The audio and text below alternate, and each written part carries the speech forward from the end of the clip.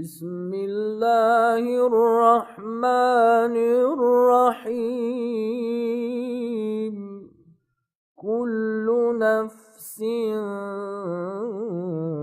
ذائقۃ الموت وإنما توفون أجوركم يوم القيامة فمن زحزح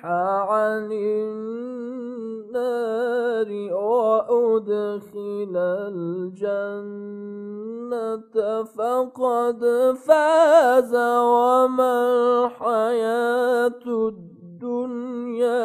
إلا متاع الغرور.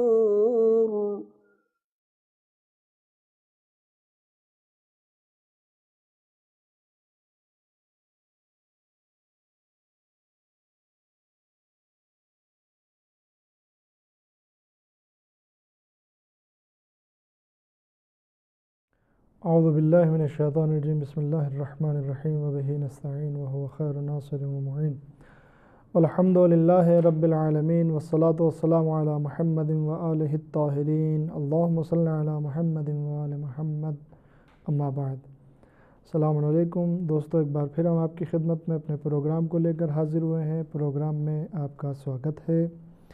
پچھلے پروگرام میں ہم نے آپ کے سامنے دفن کے سلسلے میں چند مسائل بیان کیے تھے کہ کیسے دفن کرنا چاہیے، جس میں ہم نے جو ہے وہ ایک مسئلہ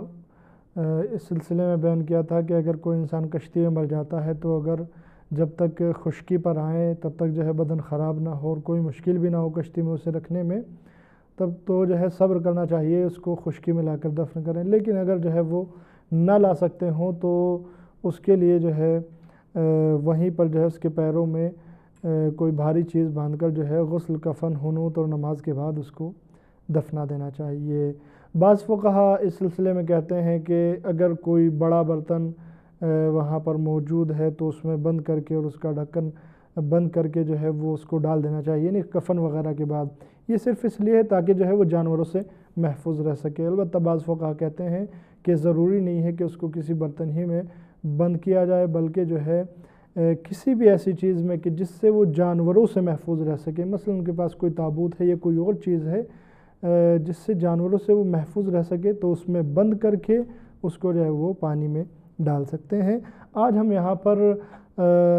ایسی جگہیں بیان کریں گے کہ جہاں پر دفن کرنا جائز نہیں ہے. وہ مقامات جہاں پر دفن کرنا جائز نہیں ہے ان میں سب سے پہلا مقام یہ ہے کہ مسلمان کو کافروں کے قبرستان میں دفن کرنا جائز نہیں ہے، اور اسی طریقے سے کافر کو مسلمانوں کے قبرستان میں دفن کرنا جائز نہیں ہے. اب یہ کہ کافر تو دفن ہی نہیں ہوتے ہیں بلکہ وہ تو جو ہے ان کو جو ہے وہ جلا دیا جاتا ہے. یہ اس طریقے کی باتیں جو ہیں اور سوالات لوگوں کے ذہن میں آ سکتے ہیں. دیکھیں، سب سے پہلی بات تو یہ ہے کہ یہاں پر ضروری نہیں کہ مراد قبرستان ہی ہو، بلکہ مثال کے طور پر جہاں کافروں کی میت جلائی جاتی ہے، مثلا جیسے اپنے شمشان گھاٹ وغیرہ جو ہوتے ہیں جہاں پر وہ لوگ میت جلاتے ہیں، تو وہاں پر مثال کے طور پر دفن نہیں کرنا چاہیے. کیوں؟ ان کا قبرستان ہی مانا جائے گا بہرحال اس کو. یا اسی طریقے سے کسی کافر کو مسلمانوں کے قبرستان میں، پھر وہ لوگ جو ہیں سب کو جو ہے وہ جلاتے نہیں ہیں، بلکہ کچھ مخصوص افراد ایسے ہیں ان کے یہاں جن کو یا پانی میں ڈالا جاتا ہے یا دفن کیا جاتا ہے. مثال کے طور پر بچوں کو عام طور پر پانی میں ڈال دیتے ہیں، یا بعض لوگوں کو دفن کیا جاتا ہے اور پھر جلانا بھی ممکن ہے تمام فرقوں میں نہ ہو. بعض فرقوں میں جو ہے وہ پانی میں بہانا یا دفن کرنا ہو. خصوصاً جو ہے وہ دفن کرنا ہی زیادہ سمجھ میں آتا ہے، اس لیے کہ پانی میں بہانے میں تو اور بھی بہت سارے مشکلات ہو سکتے ہیں، اس لیے کہ پانی میں بہائیں گے تو بہرحال کہیں نہ کہیں تو جائے گا ہی. لہذا جو ہے وہ بچوں کو یا اور کچھ مخصوص افراد کو جو ہے ممکن ہے دفن کیا جاتا ہو. تو اگر ان دفن کرنے کے لیے کوئی قبرستان مخصوص ہے کافروں کے لیے تو اس قبرستان میں مسلمان کی میت کو دفن کرنا جائز نہیں ہے۔ اسی طریقے سے کسی کافر کو مسلمان کے قبرستان میں دفن کرنا جائز نہیں ہے۔ اس کے بعد جو ہے وہ دوسری جگہ وہ ہے کہ جہاں اگر کسی مسلمان کو دفن کیا جائے تو اس کی بے احترامی ہو، بے حرمتی ہو، بے عزتی ہو،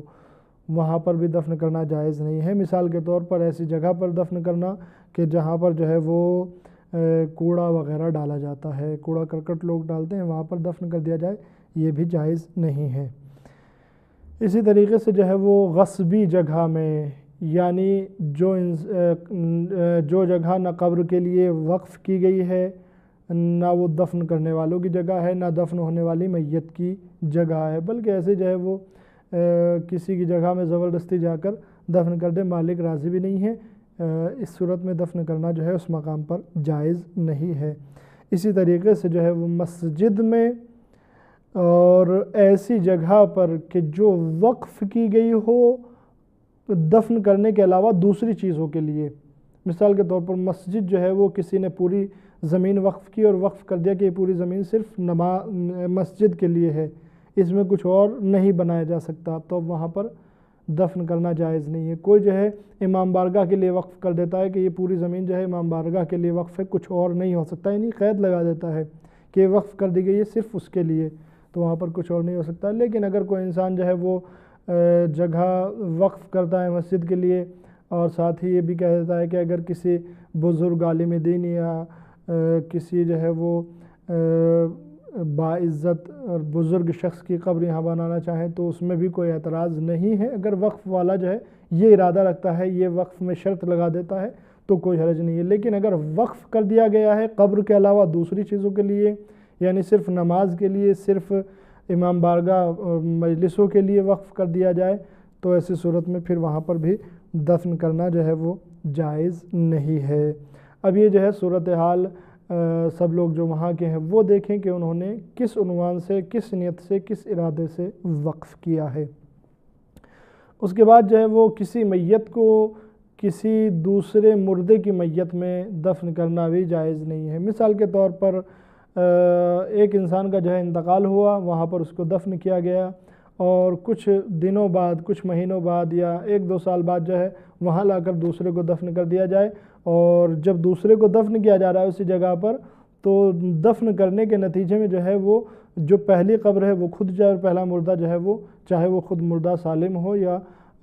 اس کے جو ہے وہ ڈھانچہ وہ باہر نکل آئے، تو اس صورت میں جو ہے وہ جائز نہیں ہے، بلکہ الگ دفن کرنا چاہیے۔ یا اگر وہاں جگہ نہیں ہے تو مثال کے طور پر آج کل جو ہے وہ عام طور پہ ایک ہی جگہ پر جو ہے وہ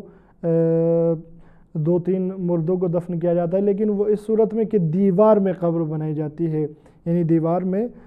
قبر بنائی جاتی ہے، اس کے بعد تھوڑا سا فاصلہ ہوتا ہے دیوار میں، پھر دوسری قبر بنا دی جاتی ہے، پھر فاصلہ ہوتا ہے، پھر تیسری قبر بنا دی جاتی ہے، اس میں بھی کوئی حرج نہیں ہے۔ لیکن اگر ایک قبر کے اوپر اس طریقے سے قبر بنائے کہ پہلی قبر جو ہے پوری کھد جائے تو اس میں جو ہے وہ اشکال پایا جاتا ہے اور جائز نہیں ہے۔ یہ وہ مقامات ہیں کہ جہاں پر جو ہے وہ دفن کرنا جائز نہیں ہے، جن کو ہم نے آپ کے سامنے بیان کیا۔ اب ہم دفن کرنے کے کچھ آداب آپ کے سامنے بیان کریں گے۔ سب سے پہلے ہم آپ کے سامنے بیان کریں گے کہ جو قبر کھودی جاتی ہے اس کے کیا آداب ہیں اور کیا کیا مستحبات ہیں اس میں، سب سے پہلے وہ ہم آپ کے سامنے بیان کریں گے۔ سب سے پہلا مستحب یہ ہے کہ قبر کو جو ہے وہ گہرائی میں ایک انسان کے قد کے برابر کھودا جائے، یعنی جتنا جو ہے ایک انسان کا قد ہوتا ہے اس کے برابر کھودا جائے۔ اب مثال کے طور پر یہاں جو ہے وہ یہ سوال ہو سکتا ہے کہ جناب انسان تو جو ہے وہ پست قد بھی ہوتے ہیں، بلند قد بھی ہوتے ہیں، لمبے بھی ہوتے ہیں، ناٹے بھی ہوتے ہیں اور میڈیم بھی ہوتے ہیں، کس کے برابر جو ہے وہ کیا جائے؟ مثال کے طور پر جو ہے وہ انسان جو ہے 3 فٹ کے بھی ہوتے ہیں، یہاں تک کہ 2 فٹ کے بھی مل جائیں گے، اور جو ہے وہ 7 فٹ کے بھی ہوتے ہیں، 7 فٹ سے اوپر کے بھی مل جائیں گے اگر تلاش کیا جائے تو کس کے جو ہے وہ مطابق جو ہے وہ کھودا جائے، یعنی کتنی گہری ہونی چاہیے، 7 فٹ کے برابر ہونی چاہیے یا 3 فٹ کے برابر ہونی چاہیے۔ لیکن جو ہے یہاں پر فقہا فرماتے ہیں کہ اس آدمی کا حساب کیا جائے گا کہ جو میڈیم سمجھا جاتا ہے، یعنی جتنی لمبائی عام طور پر لوگوں کی ہوتی ہے، میڈیم جو ہے تقریباً جو ہے وہ 5.5 سے تقریباً 5.5 فٹ ہوتی ہے، یا 5.5 سے جو ہے وہ تھوڑا سا اور اوپر، لہذا جو ہے وہ ایک آدمی کے قد کے برابر، اور وہ آدمی کہ جس کی لمبائی جو ہے وہ متوسط ہے یعنی میڈیم ہے، نہ بہت زیادہ لمبا سمجھا جاتا ہے نہ بہت زیادہ پست قد سمجھا جاتا ہے، اس کے برابر جو ہے وہ ایک قبر کی گہرائی ہونی چاہیے۔ دوسرا مسئلہ یہ ہے کہ اگر قبر کسی ایسی جگہ پر کھودی گئی ہے کہ جہاں کی زمین بہت سخت ہے، تو ایسی جگہ پر مستحب یہ ہے کہ قبر کے نیچے، قبر کی دیوار کے نیچے جو ہے وہ قبلے کی طرف ایک لحد بھی کھودنی چاہیے۔ مثال کے طور پر یہاں پر یہ قبر بنائی گئی ہے لیکن زمین سخت ہے، تو اسی قبر کے نیچے اندر، قبلہ ادھر سامنے ہے، مثلا فرض کر لیجیے قبلہ سامنے کی طرف ہے، تو جب یہ قبر تیار ہو گئی ہے تو اسی قبر میں نیچے قبلے کی طرف جو ہے ایک لحد کھود دینی چاہیے، یعنی دیوار کے نیچے ایک لحد کھود دینی چاہیے۔ اگر زمین سخت ہے تو اس وقت کے لیے یہ مستحب ہے۔ اب وہ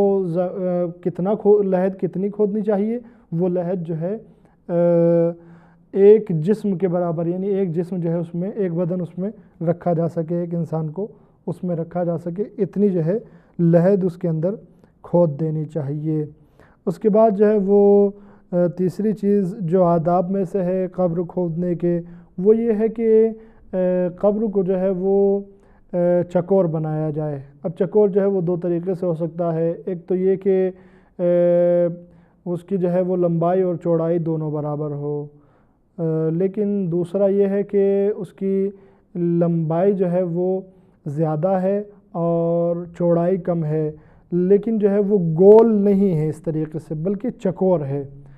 تو اس کو چکور بھی جو ہے وہ یعنی چکور بنانا چاہیے۔ بہرحال چاہے دونوں صورت میں سے کسی بھی صورت کو اختیار کر لیں، لیکن جو ہے چکور بنانا چاہیے، بہتر یہ ہے۔ آداب میں سے قبر کھودنے کے عام طور پر جو ہے وہ قبریں اسی طریقے سے بنائی بھی جاتی ہیں، لمبائی میں زیادہ ہوتی ہیں اور چوڑائی میں کم ہوتی ہیں لیکن چکور ہوتی ہیں۔ یہ طریقہ جو ہے بہرحال صحیح ہے۔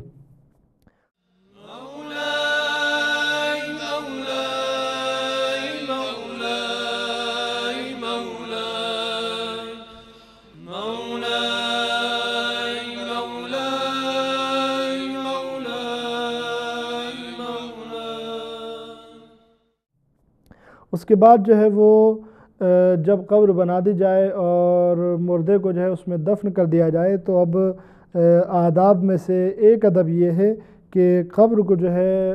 جب مردے کو دفن کر دیا جائے تو زمین سے 4 انگل جو ہے وہ اونچا کر دیا جائے، یعنی 4 انگلیوں کے برابر جو ہے وہ اونچا کر دیا جائے، اس سے زیادہ جو ہے وہ بہتر نہیں ہے۔ اس کے بعد آداب میں سے ایک ادب یہ ہے کہ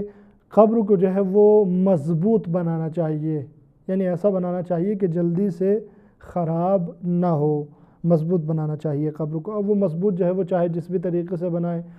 مثال کے طور پر جو ہے مٹی ڈالنے کے بعد اس کے اوپر جو ہے وہ اینٹیں ڈال دی جائیں، اینٹیں چن دی جائیں تو مضبوط ہو جائے، سیمنٹ کے ذریعے سے چن دیا جائے یا جو چونے کے ذریعے سے چن دیا جائے، یا ٹائلز یا پتھر کچھ بھی لگا دیا جائے کہ وہ مضبوط ہو جائے اور جلدی سے خراب نہ ہو۔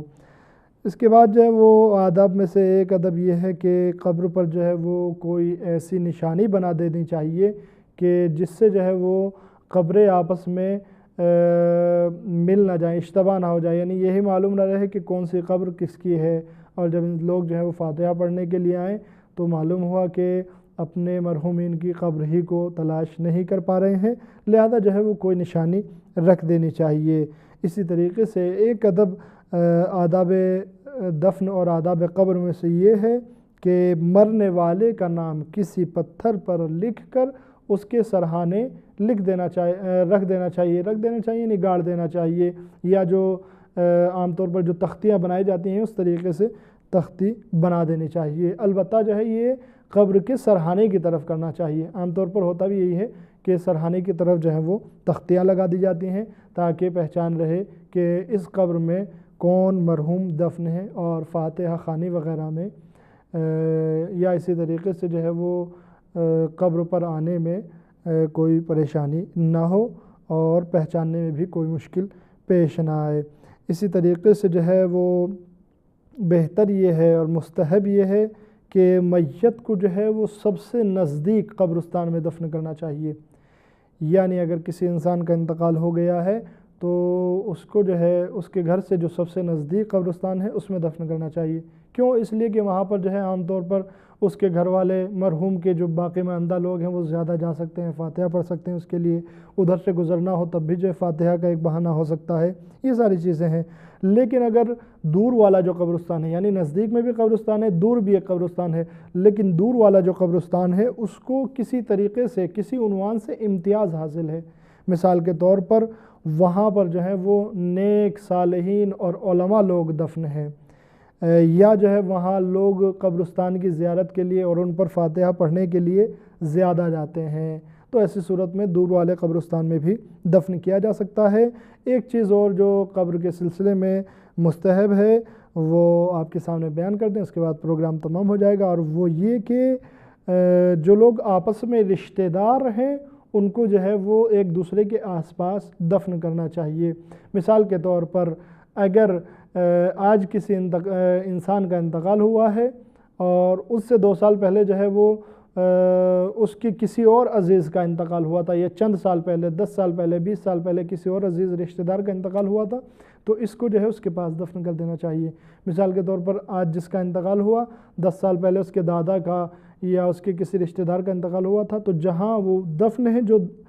جن کا پہلے انتقال ہوا تھا وہیں اس کو لے جا کر دفن کر دینا چاہیے۔ مثال کے طور پر جو ہے وہ میاں کی قبر بیوی کے پاس، باپ کی بیٹے کے پاس، بیٹی کی ماں کے پاس، یعنی جو لوگ آپس میں رشتہ دار ہیں ان کی قبر جو ہے وہ مستحب یہ ہے کہ نزدیک نزدیک بنائی جائے۔ دوستو ہمارا آج کا پروگرام یہیں پر تمام ہوتا ہے۔ اگلے پروگرام میں پھر آپ کے سامنے حاضر ہوں گے اور دفن کرنے کے طریقے کو بیان کریں گے کہ میت کو قبر میں کس طریقے سے اتارا جاتا ہے۔ تب تک کے لیے خدا حافظ چاہتا ہوں۔ والسلام علیکم ورحمۃ اللہ وبرکاتہ۔ اللهم ارزقنا توفيق الطاعة وبعد المعصية وصدق النية وعرفان الحرمة، وأكرمنا بالهدى والاستقامة، وسدد ألسنتنا بالصواب والحكمة برحمتك يا أرحم الراحمين۔